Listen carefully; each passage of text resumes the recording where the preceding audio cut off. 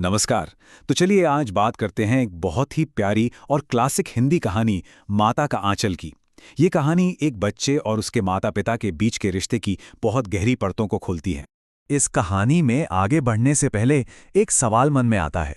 बचपन में जब कभी डर लगता था या चोट लगती थी, तो सबसे सुरक्षित जगह कौन सी लगती थी?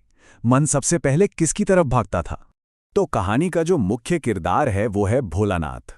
भोलानाथ का बचपन अपने पिता यानी बाबूजी के इर्द गिर्द ही बीतता था। मतलब वो दोनों एक पल के लिए भी एक दूसरे से अलग नहीं होते थे।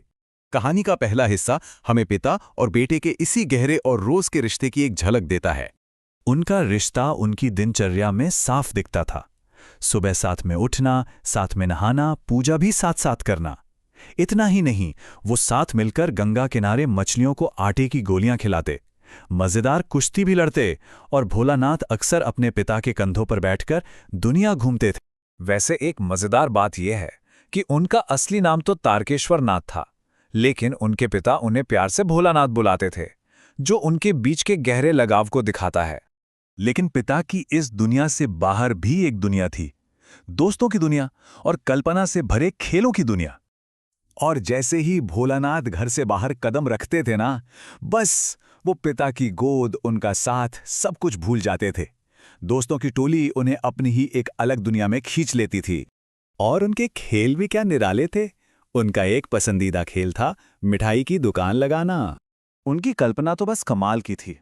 सोचिए, मिट्टी के ढेलों से मिठाइयाँ बन रही हैं और पत्तों से पूड़ियाँ, और देखते ही देखते उनका अपना एक पूरा बाजार सज जाता था। मिठाई की दुकान के बाद उनका अगला पसंदीदा खेल था घर बनाना, या जिसे हम घरौंदा भी कहते हैं। और घर भी कोई ऐसा वैसा नहीं।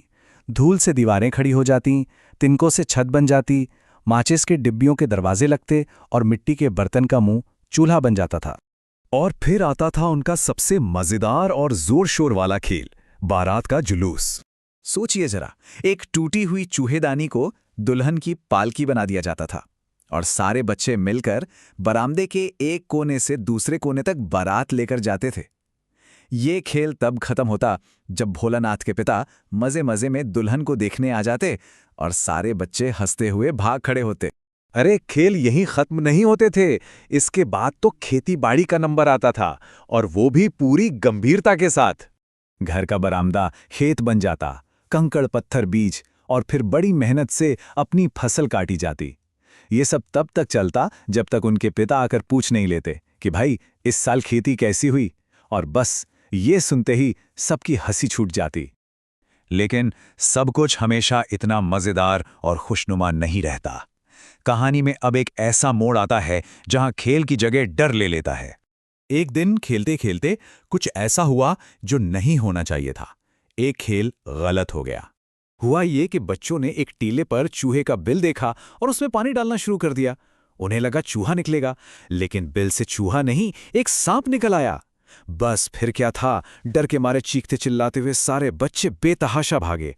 कौन कहां गिरा, किसे चोट लगी, किसी को होश नहीं था। भोलानाथ भी बदहवास हालत में घर की तरफ भागा।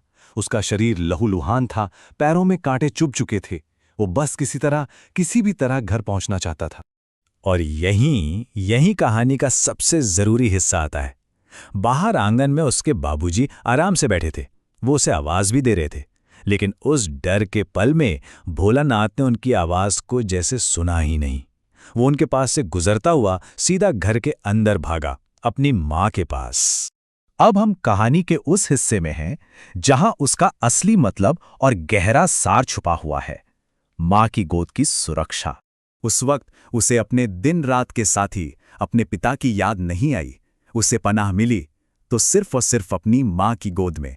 वही माता का आंचल, जो इस कहानी का नाम है। माँ ने जैसे ही उसे उस हालत में देखा, वो सब कुछ भूल गईं। वो घबराकर अपना काम छोड़कर उसके साथ रोने लगीं। उसे कसकर गले से लगा लिया, अपनी साड़ी से ही उसके घाव पोंछने लगीं और फिर जल्दी जल्दी हल्दी पीसकर दवा लगाने लगीं। यहाँ तक कि जब पिता ने उसे अपनी गोद में लेना चाहा तो माँ ने उसे अपनी बाहों से अलग ही नहीं होने दिया। तो ये कहानी हमें इसी एक गहरे सवाल पर लाकर छोड़ देती है कि जब असल में गहरा डर लगता है तो मन को सुकून और असली पनाह कहाँ मिलती है। पिता के भरोसेमंद साथ में, या माँ के उस आंचल में जहां सारी दुनिया सिमट जाती है।